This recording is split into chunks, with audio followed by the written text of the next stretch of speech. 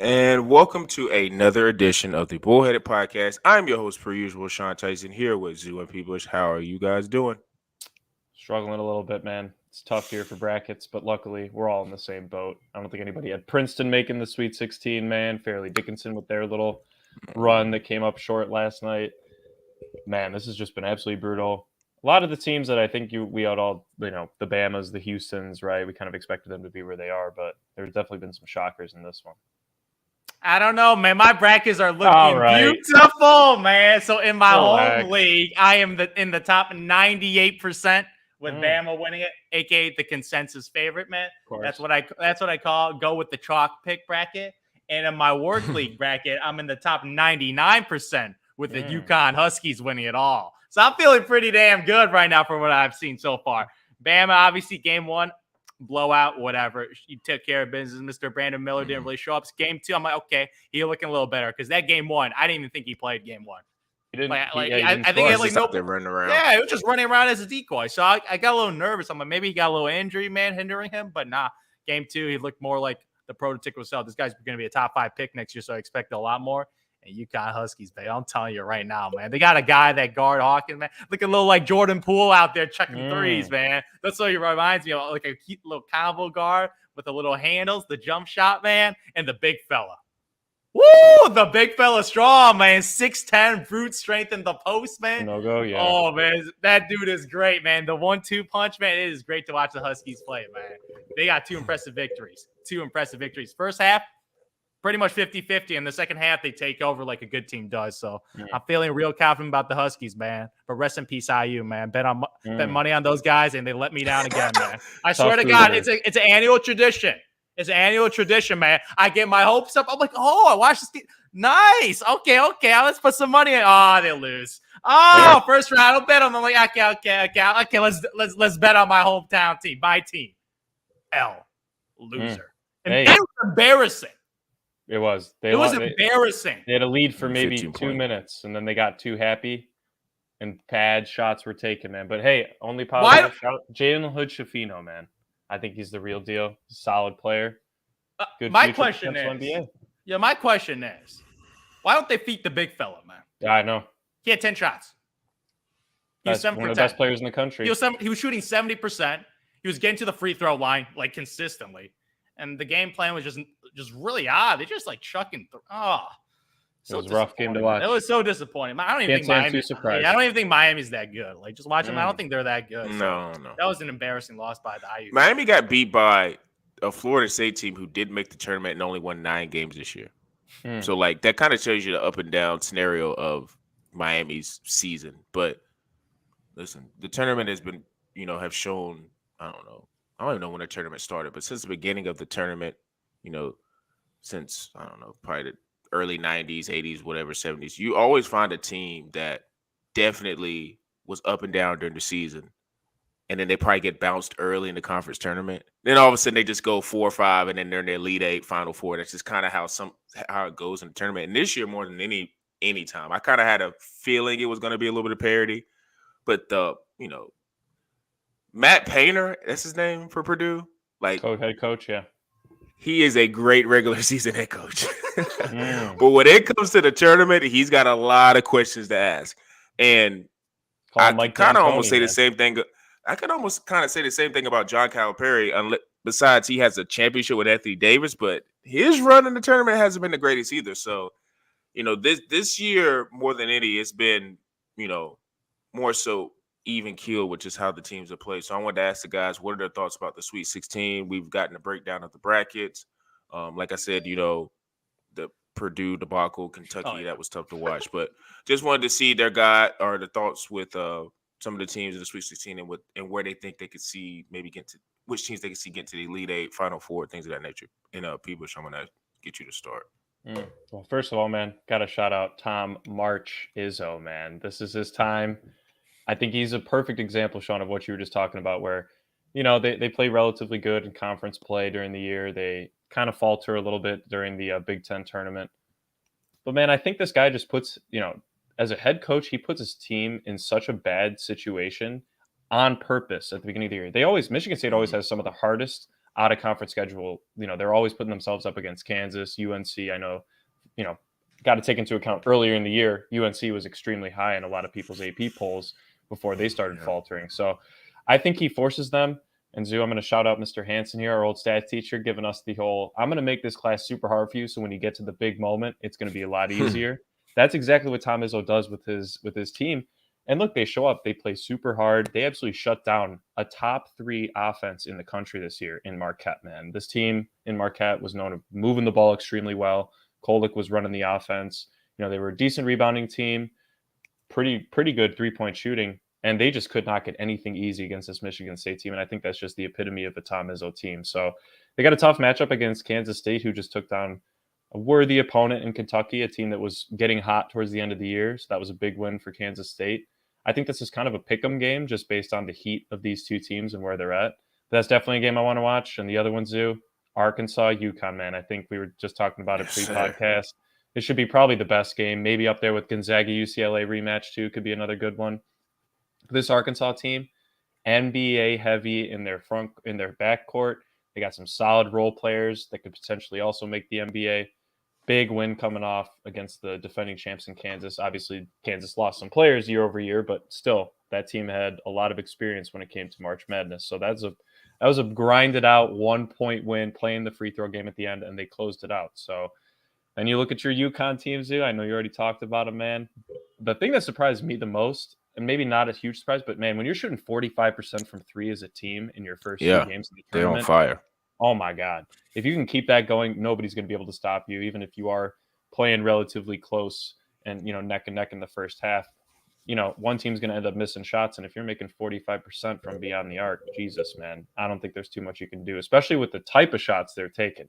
Not just wide open gimmies in transition, man. Some of these are hand in the face, pull up 3, like you said, Jordan Poole style, man. So those are 2 games I'm definitely looking to watch. Obviously, still very high on Bama. I do think Houston could make a run too. So it just depends on Houston's part where Sasser's at with his potential injury. I know he was limited in the last game. So yeah, for sure, man. We gotta talk about the greatest upset in NCAA history, man, because that's what it was. Because even going back to the first 116 upset a couple of years ago, back in 2018 with that Virginia team, they were without DeAndre Hunter, their best player, that's NBA true. Player. He was I think it was a top 10 pick. So that guy was a bona fide wing guy, and they did not have their best player, and they lost to a team. You're looking at this Purdue team, completely healthy. You got Zach Edey, man, looking like freaking Goliath down there, man, just towering over like these 6. Their entire roster is 6'3", 6'5" dudes. Like this is statistically the smallest team height-wise in the NCAA tournament. Like legit, they were running guards, and pretty much their way of counteracting the big is just fast break every time. And every time he had the ball down low, they swiping all crazy, man. The entire game plan on Purdue was very, very impressive from this guy who's a former D2 coach, and he jumped to D1. And obviously, he did a coaching performance against. This is a historical win, 63-58, locking down that Purdue offense. Obviously, with Zach Edey still had a good game. Like he only got 11 shots.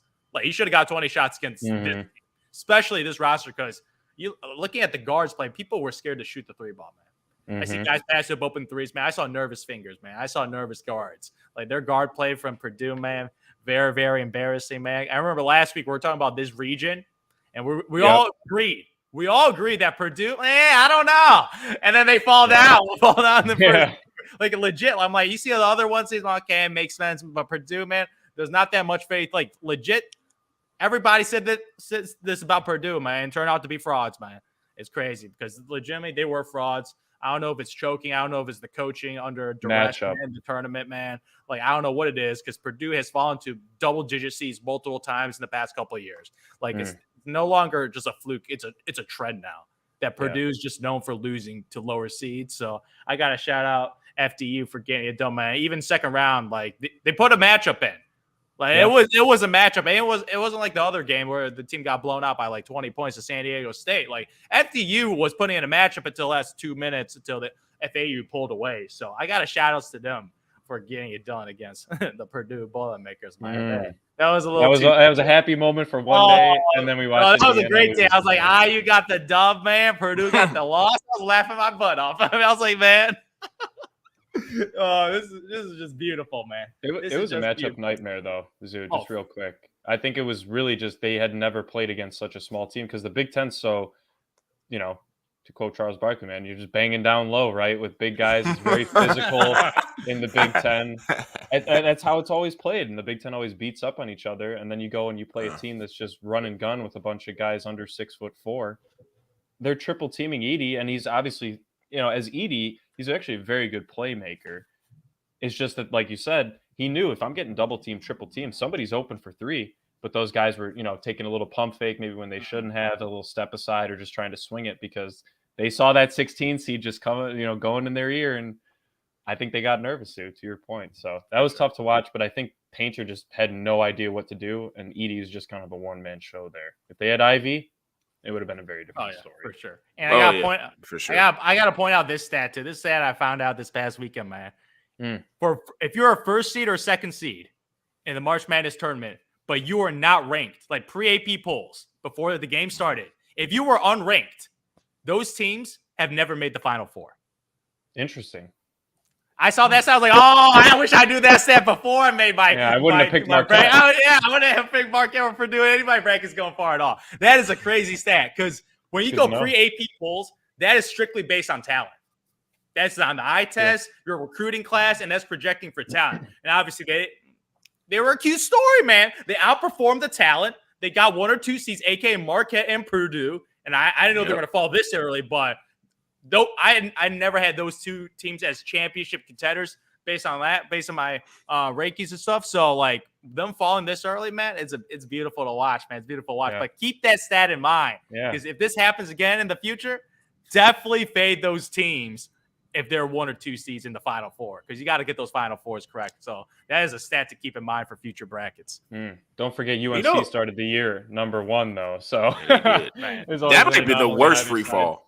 Yeah, that might have been the worst free fall. Yeah, and didn't even want to go to the NIT. They were just like, "Nah, we're good. We're good. We're North Carolina. We're not doing the NIT." You know what else is pretty glaring about Purdue? I think I saw this on CBS, but we always talk about NBA guys, and to your point, I think Matt Painter is, and in college you see this a lot, like coaches kind of form their teams and they kind of affect their teams more so than the NBA, with coaches, it's more so just about talent in NBA. But if you go look at like their starting lineup, even with, I think the Zach Edey guy, like he might have been like a low 4-star. The rest of the guys were like 2 and 3-star guys that got developed over time. And no matter how great you develop talent, usually that works when you have like a Jaden Ivey. Like you have a huge, you got to have the cluster number 1, like big time star. And then the rest of the guys can just be filler. Like that's kind of how that works. That's how the teams are able to lift each other up, or the team is able to lift each other up with different sums of their parts. But I thought that was real interesting because they showed the 16 seed, like there was non-rankings, which I understand. But like Purdue only had like a couple 3-stars and maybe 1 low 4-star. So it wasn't like they were enriched with talent. But I don't know. Painter's going to have to figure out. They're going to have to get NIL working or something to where they can get some bigger stars. I mean, I don't think Jaden Ivey's going there every year. So they're going to have to figure some things out. And I also think, too, with some of the Big Ten teams, they kind of just look like when matched up with other teams. Like, and I was talking about Miami earlier. Like, Miami was very up and down, even though their record was pretty good. They just look more explosive. Like the teams in the Big Ten, I don't know if it's a style of play. Like Michigan State maybe is an anomaly because they're able to, because you like said, they play tougher teams throughout the, like, I guess, beginning of the year. They just don't, like the teams just don't look as explosive. Like the guards in other conferences just look like they can get by the Big Ten guards. Now the bigs are bigger in the Big Ten, which I guess is why it's the Big Ten, but it's like the guard play just looks a little bit more elite in other conferences. So I'm feeling like, unless like you got like a Michigan State who usually gets their high cream of the crop in terms of just recruiting in Michigan sometimes, like, and Michigan didn't make the tournament this year. Some of the teams just look a little bit more explosive. And I just guess it was more glaring in that IU Miami game. But fast forward, I still feel really good about my Houston and Arkansas pick. Even though Houston gave me a real big time scare in their first game, maybe that was no point guard, man. They looked really bad without Sasser that first game. Yeah, they really did not look good. But we'll see. If I had to pick out of those two, I'd say I feel a little bit more confident about Arkansas. But I will say a team that, let me go back to my list. Like that wouldn't surprise me if they got to the Final Four is Michigan State, because of that region.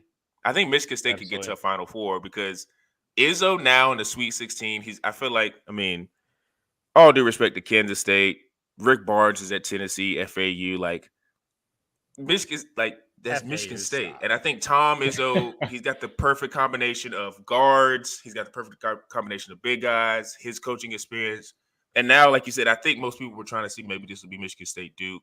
It's not happening, and I think Zoo point he was making earlier, like if they face off with Tennessee, like hustle, Tennessee's got it. Defense, Tennessee's got it. Tenacity on the boards, Tennessee's got it. But if Tennessee gets down 10 points, that might be the game. Yeah. That might be the game, bro. Could like start if they get down 10 points, it might be the game. Like, say, for instance, Michigan State jumps out to 13-4 lead.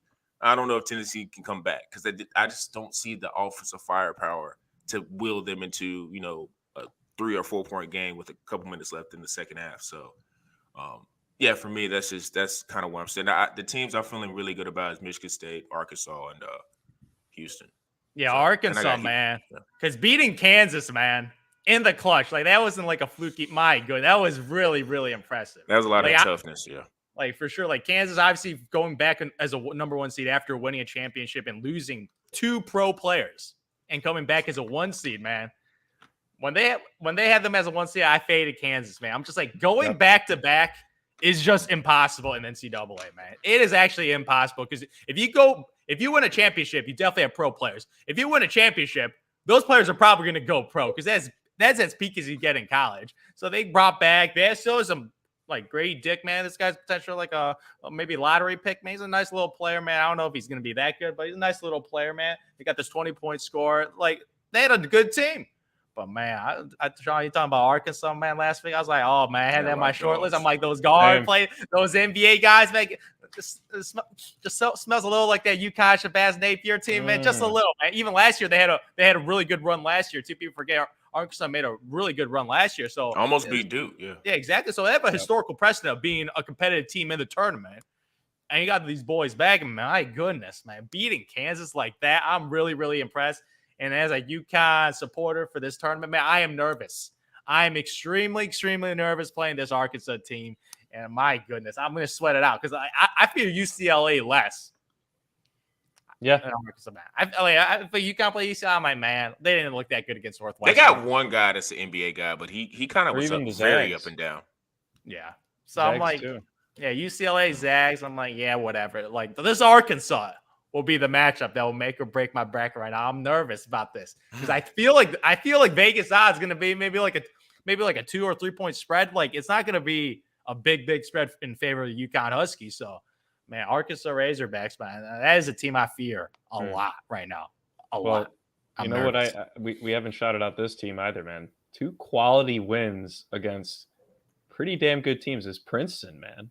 Oh, knocking off Arizona, one of the hottest teams from 3 in the country. Man, I feel like Arizona chokes every year. Yeah, of course. I'm not saying to pick them to go to the national championship, but I mean, I had them getting knocked out. At least they lead 8, yeah. I think, yeah, or at least Sweet 16. And Mizzou, another team, man, got just banged around in the SEC tournament, but still kept themselves kind of in. They were very relevant this year. First time since I think that Phil Pressey team that was a 2 seed and lost to a 15 seed back in the mid 2010s. But Princeton, man, they were hitting their shots, man. And the thing is, they closed the game against Mizzou. I think Mizzou went on a 10-0 scoring run or something and bring it back. And then Princeton comes back, goes on their own 10-0 run to finish out the game and take the win.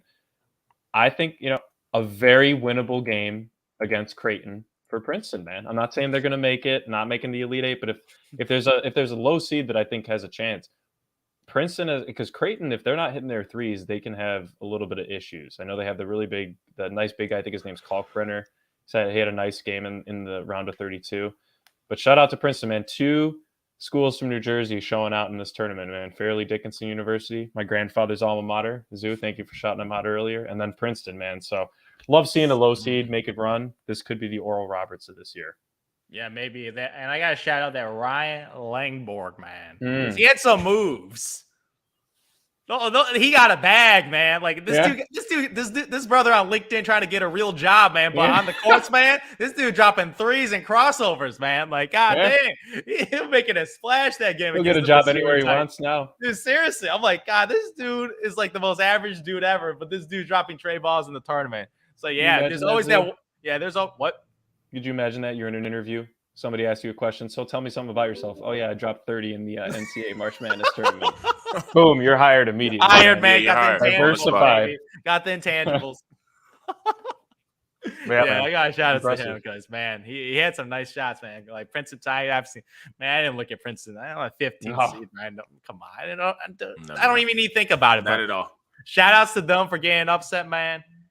The beauty of these upsets is it ruins everybody's brackets. Exactly. Man, so I'm all good. It doesn't affect my percentages, man. That's all that matters, man. That's all that matters. So I like a good little Cinderella story. They just can't win it all, man. Yeah, exactly. They just can't win it. I don't want to see him in the final. Imagine.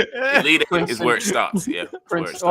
I think they're actually the first Ivy League team to ever make the Sweet 16. So they're really? a little history for themselves as well. Oh, wow. Impressive. Yeah. Good for them, man. Good for them. But, man, Missouri Tigers. Yeah, I need that. I need Princeton to stop and like I say, I think for me that's kind of my rule of thumb. Anytime it's like not even a double digit seed, because there's double digit seeded teams that are blue bloods that make it to the Final Four. But when you're the underdog, where you're a 15-16, and you're usually a team that's never there, I cause the chaos all you want to right around the Elite Eight. Like I don't want you infiltrating the Final Four, and then because then it's just like. More likely than not, once you get to the Final Four, it's going to be a blowout because that's usually most of the time it's chalk teams that get there and they're just going to do what they do. So it's real cool to see those teams. A couple years ago. And honestly, I think you could actually argue that was Butler's first run too, right? That was kind of the first big team to really kind of cause they went back to back. And then they went back. Yeah, they went back to the finals. That's back-to-back years? Yeah. Yeah. So, but that first year that they did it with Jihei, man, they came this close to making that bank shot, the bank shot, man. Oh, that would have been probably the most epic championship. That would have been. Yeah. The Loyola rival would have been on all the highlight reels. Final Four. For sure. Yeah. So we don't need one of those. That's really all we're saying. No Princeton to the Final Four. Nah, I'm good on that. And to be honest, the students they're not caring if they make the Final Four or not. They're in the library, man. They're just not even caring. Like you'll get a few alums probably showing up at the Final Four, but like current students, no, they're definitely not at the Final Four trying to. It's midterm season, Sean. Come on. Yeah. They got bigger things to worry about. So yeah, we'll keep our eyes glued to the Sweet 16, the Elite Eight, and give you updates on that. So transitioning into our last topic with the NBA. Only got a few more games to go, man. It's a race to the finish in the Western Conference, Eastern Conference with the play-in, the playoffs, playoff seeding, the jockeying up and down of the rankings. So, there's been a few teams that's had some slides. There's been a few teams that's also been on some winning streaks. And I thought this conversation would be interesting because these are kind of and all due, respect to Giannis, I think he's firmly in the MVP race as well. But, the conversation has been around Embiid and Jokic in their respective teams. So I kind of wanted to ask the guys, both teams haven't really had like the run to the finals as of late. So who could you see actually making a run to the finals with the 76ers in the Eastern Conference and the Denver Nuggets in the Western Conference? And Zoo, I'm going to let you take this one. Man, my preseason picks, man. I had the Philadelphia 76ers facing off the Milwaukee Bucks, who right now look like the best team in basketball right now. And Milwaukee's cooking. My good, like it's like Giannis in the lineup or out of the lineup. Like Drew Holiday is probably having his best season ever. Yep. Best season ever. The dude offensively, usually that was his little weakness. But man, this guy's been putting up 20-point games without Giannis in the lineup, man, as a true number one scorer. So him as a compliment with Giannis, that team is scary. I have them probably the favorite right now to win it all. But man, these Sixers right now, they're cooking right now. If you look at the win-loss right now, they have a better record than Denver Nuggets. Mm-hmm. Yeah, Denver Nuggets, obviously, they're on a huge slide right now. They lost I think they were like close to a 5-game losing streak. Like they had some really, really bad loss is on the record, which is quite surprising because they were rolling too before that. But the Philadelphia 76ers have the same record as the Boston Celtics right now, and Boston started off red hot right now. Obviously, Boston Celtics regress because I've been saying Boston. I'm fading Boston this complete year. And right now they've been up and down this year, and now they're on the downtrend. Head coach Jason Tatum's been bricking a bunch of threes, man. Like, I'm fading Boston. Philadelphia 76ers, Joel Embiid, my MVP pick. Oh, it's looking nice right now, man. It's looking nice right now. Vegas got Joel Embiid still too close to call, as the favorite to win MVP right now. Obviously, he's down to Joel, Big Joker, and Giannis. And that should be the list right there. Everybody else don't matter. You got Jokic with the analytics behind him because all the analytics says Jokic is number one. And pretty much, I would say, if you take Jokic off Denver Nuggets, he impacts the team most offensively. Because offensively, he's the point center. He's legitimately their best rebounder and their best passer and their best scorer. So him offensively is insane. But defensively, he got a lot of weakness defensively. Like, legit, they have to create a whole system of rotation of helping out Jokic, man. Like, legit, if they go against Jokic, they got a double team got to come over. They got to have all these rotations to hide Jokic on defense. So, obviously, defensive-wise, he's a liability, man. He's an average, below average defender. He's between there. So, obviously, that's the weakness. But then you got Joel Embiid, man, having a career high in scoring, almost 33, 34 points a game. This dude, I'm going to vote. I want him to win Defensive Player of the Year because this dude is underrated as a defender, man. As a pure rim protector, he's the anchor. He's their best defender, and he's their best offensive player, and he's their go-to scorer this year. I'm like, this dude averaging 33, 34, and 10. He's putting up Shaq numbers right now. Yeah, he is. So I'm like, dude, Joel Embiid, and obviously the past 2 years, the brother was runner-up, man. And I'm predicting those voters, man. They're gonna feel a little bad for you. For Mr. Embiid. Oh yeah, they're like, yo, Embiid last year, man. He came in second. This year, maybe Embiid, maybe Joker. Giannis already got 2 MVPs, man. A little psychology gonna go in there and vote the process to be MVP, baby. And I think it's the process this year, man. But the Milwaukee Bucks, that's gonna be scary. But, man, they will put a match because I do like the matchup, too, against them, man. Like, Jrue Holiday against James Harden, that's a little scary. That's a little scary having him as a perimeter. Like, if James Harden pulls Casper the goat on me, man, Casper the ghost on me and it disappears again, oh, it's over because they need a complimentary guy. Even Tyrese Maxey's putting up 20 a game right now. Instrument back in the starting line. So he's been bought. Miles Harris have a nice little season I was just going to say that. As a fourth option. So, like, George Niang shooting threes. So I'm like, that Sixers team is nice. Obviously, the Bucks, that's the behemoth right now. But if you get through them, man, if they make it to the finals, man, they could beat any team in the West.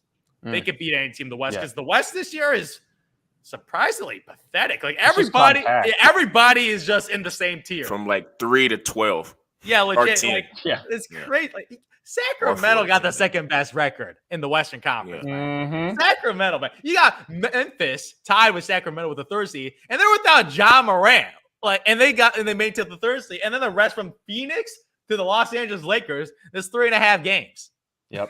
Yes, crazy. So they're all like down to the 500, really. A little above 500, like level teams. So not really scared of those teams. So Denver Nuggets, this is your year to get it done. Your team's fully healthy. You don't really have any excuses because you guys are objectively you're having the best regular season. All the new teams are coming in. Like, Memphis is young, dealing with off-court troubles. Sacramento, first time in the playoffs. You got Phoenix Suns with KD, injury. Chris Paul, 38 years old. You got the Clippers, obviously, load management. Kawhi Leonard again. You got Dallas Mavericks. Luka's injured right now. Kyrie Irving, foot injury, not playing, missing games. And you got Steph Curry trying to carry these bum-ass Warriors right now. Andrew Wiggins on the road. Andrew Wiggins with off-court issues, can't play a game right now. Draymond Green, obviously, with the punch on Jordan Poole affecting his leadership ability this year. So the Golden State Warriors ain't full. Like, Oklahoma City, you might play Oklahoma City in the first round, man. You better sweep those boys, man. I love SGA. I love Sam Presti, who's the greatest GM I've ever seen in my life. You draft this dude, Jalen Williams, out of nowhere, and this dude's going to be like a two-way wing star. Like, I don't know how he keeps getting it done. So shout out to OKC, but no, you got to sweep OKC. Minnesota Timberwolves, Rudy, like, dude, all these teams have major flaws, a bust. Man. You got to get it done. Joker, if you got Jamal Murray healthy and Porter Jr. healthy, get it done. You got complimentary players and Aaron Gordon having his all-time season. KCP hitting threes. Get it done, Joker. But I'm going with the process this year, man. It's the process this year. Yeah, MVP, defensive player of the year, man. I'm taking Joel Embiid, baby. I'm taking Embiid. Well, Zoo, I might have to say this, man. Is it the rise of the big man again in the NBA? It seems to be It's the crazy, trend, man. If you look at the top 5 NBA players, Giannis is a power forward. Dude, at least three are prototypical bigs, and then you can maybe throw in maybe like a Luka or a Steph. But yeah, they're all bigs right now. It's actually in a guard league, man. That's what happens when bigs get some skill in their game. Exactly. No, yeah. And I wanted to make sure that you shouted out Tobias Harris because I know he gets a lot of flack on this podcast for his contract. Yeah. $35 million. But he's been, That's absurd. I'm sorry. I'll still never not find that. Shout out to his agent. Yeah, there you go. But hey, man, he's been doing well for them. I think they need him to be the guy. Obviously, Maxey, I think, last year's playoffs got a little bit trigger happy there, kind of his first playoff run. Hopefully that can be a little bit more honed in this year. I agree with you, Zoo. I think the Sixers, if you were to, let's just say the Bucks weren't in there, right? And it was Sixers Nuggets playoff. I got Sixers in 5. I think they're just the more complete team. MPJ, we all know what can happen with him. Jamal Murray, obviously an unbelievable talent, but after his injury, can still cause you some concern, right? Coming off. So I'm looking at the East, man. I want to pick the Sixers because I do think they have the most scoring options. But with Drew Holiday oncoming and then Chris Middleton getting his feet underneath them, man, this Bucks team, Jesus Christ, man. I mean, they obviously need 100% healthy Giannis to be able to match up with Embiid. But I just can't put the Sixers past it. In a 7-game series, Yeah. I have them facing off, man. I agree. I'm fading the Celtics. Mm-hmm. Celtics have kind of taken a little bit of a tumble. But the Sixers, man, they won 8 straight. They're getting hot at the perfect time. Let's hope they can continue to close it out for the rest of the year. And I do think that will be the Eastern Conference Finals matchup.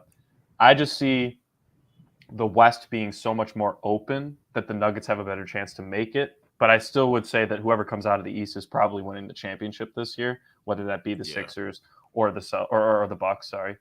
All I'll say is, man, if there's one team, if I'm the Nuggets, that I don't want to play against, it's the Sacramento Kings, man. I don't want to see them in a series. So especially in the clutch. So yeah, especially the clutch. We saw what De'Aaron Fox did to the Bulls last week. Come on, man. So you saw that. We were on the. Yeah, I saw that game winner. Yeah, exactly. But I'm not saying that. I think obviously the Kings' experience, right, is where a lot of people might have their hesitations with this team. But if you're looking at the experienced teams in the Western Conference, man, Grizzlies, not really there yet. Nuggets, okay, a little bit, but still not very much there yet. The Mavericks, injury issues. The Clippers probably have the best experience of any team that is at the top 6 in the Western Conference right now, especially with where the Suns are at with the whole CP3 and KD situation. So, the Kings are just a team that people might underestimate. And I know I've said this on previous podcasts, but that could be a team, just their run and gun mentality that could tire out Jokic and get him, to your point. You got to hide him the whole game. Yeah. Just because of his defensive ability. You know how much the Kings run around to shoot threes, man? A bunch of kids, man. They got all the energy, They're man. Just all that fun. energy. Yeah. They're having fun. So, I do think of all the teams, the Nuggets do still have a solid chance. They do have probably the most playoff experience of some of the younger, quote unquote, younger up and coming teams in the Western Conference. And with all the injuries, I do think it is their season to take that shot. Obviously, they can't really make too many more moves unless they're going to do some 10-day contracts or something like that. But I just don't see the Nuggets really winning it all this year. But I do think they have a better chance to make the finals, and that is single-handedly because of the Milwaukee Bucks, man. So I'm gonna pick the Nuggets here, but I could see the Sixers. I think that series with the Bucks in the Eastern Conference Finals, if it comes to that, at least 6 games, probably going 7 though. And the other thing, quickly, the Nuggets suck on the road. I think they're 500 on the road compared at home. They're 500. That's another big thing when it comes to the playoffs, man. I know they'll have home court advantage most of the time, unless the Kings kind of sneak up over the last stretch. But that could be a cause for concern as well, especially when you get to the NBA Finals, because the Bucks do have a better record, and the Sixers will likely also end up with a better record. So something to keep in mind. Oh yeah, I forgot they do that in the finals with the better record thing. Yep. I don't know. I do think with the Nuggets, where I have a little bit of concern is Jamal Murray. Like, he's come back and he's been okay, but it's like as their second star, I kind of would want him to be a little bit more consistent, more so like he's the bona fide second option, which I mean theoretically he is, but I'm just talking about in terms of play. Because if I'm then having to depend on Michael Porter Jr., I like his skill set, but I just I can't envision him in a playoff game being like the guy that's going for 25 or 20 every game. I just can't see it. I feel like he's going to have a game where he has 28, And I feel like he's going to have a game where he has 14. And that's where I think Jamal needs to offset. But Jamal, and it's not his fault. He got injured, and I still think he's trying to, get his wheels back underneath him and become more of a consistent player. But depending on Jokic to be, the guy that's having to initiate all the offense, he can do that. But in a playoff series, if you got an attacking guard on the other side of the court, like say for instance, if like Zeus point, they play OKC.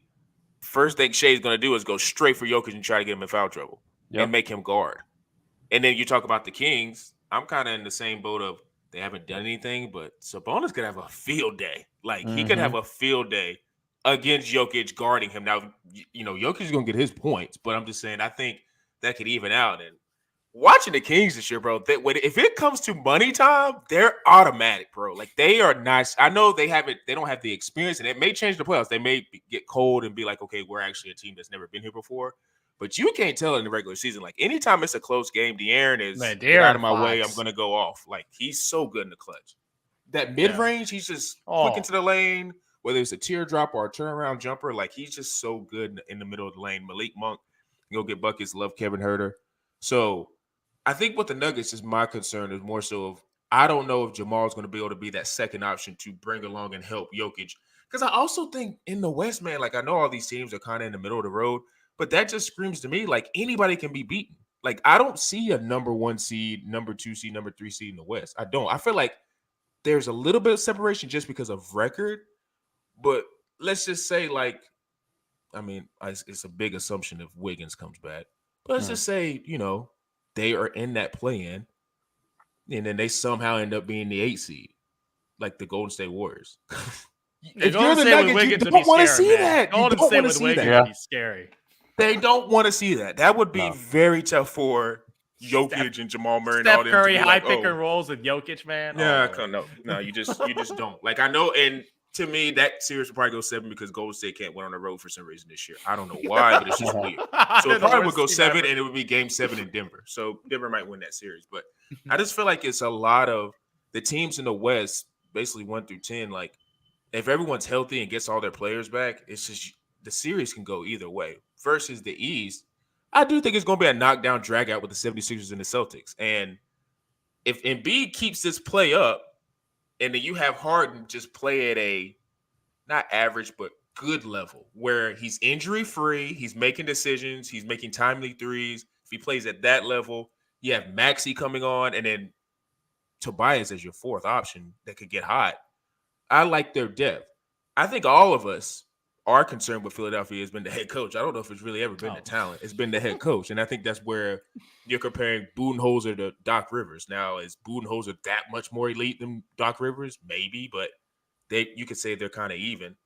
But there's one thing I do want to say I was wrong on. Like, I think because Drew Holiday was with the Pelicans, wasn't he? I think when he got traded to Milwaukee.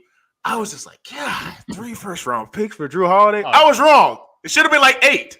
It should have been like 8 first-round. Like that was a fleece. Baby. It was an all-in trade, man. They had to call that trade. They legit won them a championship. They have, you could argue they have a big 3. Like Drew Holiday is not just a star. He's a big 3, part of that big 3 with Middleton. Like they are legitimate stars within their own this year, right. especially. And Drew, what separates him from Chris, even though Chris is the guy that can definitely go get bucks on the offensive side. Drew is going to lock up your best guard. He's just going to do it. And if you put him on maybe like a guy like Jaylen Brown or somebody like that, a guy that's a little bit taller than him, he can still bother him. He guard wings. So it's just kind of like that's invaluable. Like you can't, that type of guy in a playoff series, you just can't push that to the side. And Drew's not a bum on the offensive end. Like he can go down and get in the post. I've seen him go in the post around, look for a pass out, don't see a pass out, and then just get to the bucket, get an and one. Like he can do that. So that's going to be a knockdown drag out. I just think the matchup between Embiid and Giannis, if Embiid is on his game like he's on now, like they don't like, all due respect to Brook Lopez, I don't think he's going to be able to handle Embiid like that. And then just with the depth of scores, you're just matching guys up with guys. I don't think the Bucks go 4 deep because who could you say is, I guess, the Bucks' 4th guy? Like, I don't know. Grayson Allen. I mean, maybe he's the guy that could go Pat for another Connaughton. 18 points. Who knows? Yeah, Pat Connaughton. I don't know. One of those guys maybe could. Bobby Portis maybe could be a guy. Oh, Bobby Portis. True. Bobby Portis. Yeah. Got that mid range. So it could be a Tobias Harris, Bobby Portis shootout in Game 6. Who knows? But I'm liking what the 76ers look like right now.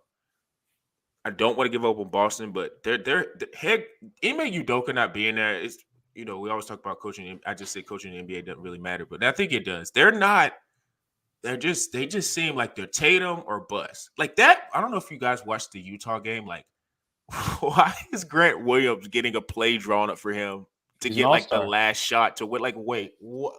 I saw that. Wait, Jason Tatum, I think, was behind like the half court line, like just sitting there watching it. Like he was just like, okay, whatever. It's like, what? Like, is that the best play you got? So that I watched that and I was like, I don't know if I trust him in the playoff series. So I don't know. I like the way the Sixers are playing, and sometimes it's just about like, if Embiid gets the MVP this year, which he's on the track to, like it could just be destiny. Like it could just be destiny for him to get to the finals and hopefully win it. He gets banged around though in the playoffs, man. Every single time that Embiid he got to stay healthy. I feel like he gets fatigued towards the end of the year, man. A lot on his shoulders, burden-wise. To your point, Zoo, you got Casper the Ghost on Harden, man. It's going to be all on Embiid, and I think he's just going to get worn out. Tyrese and Tobias got to carry Harden if he's going to fade. Exactly. You're saying he put up Shaq numbers this year, man? Shaq is lucky to have had Kobe there in that three-peat because there was no way, Shaq could have just done it all by himself. Even when he was at the Magic, he had Penny Hardaway to rely on if he needed it. He's always had a guard. If you can't get one of your two guards going, and I'm not talking about Tobias Harris there on the wing, man. I'm talking about Maxey and Harden. This team's not going to they're going to struggle more than I think we're giving them credit for. But Embiid's still having an MVP year, man. So, Zoo, I think your bet's safe. Oh, man. I hope it's safe, man. Joel Embiid, MVP, cash it. Paolo Banchero, Rookie of the Year, cash it, baby. Let's go. Let's get it done, Embiid. Finish strong, man.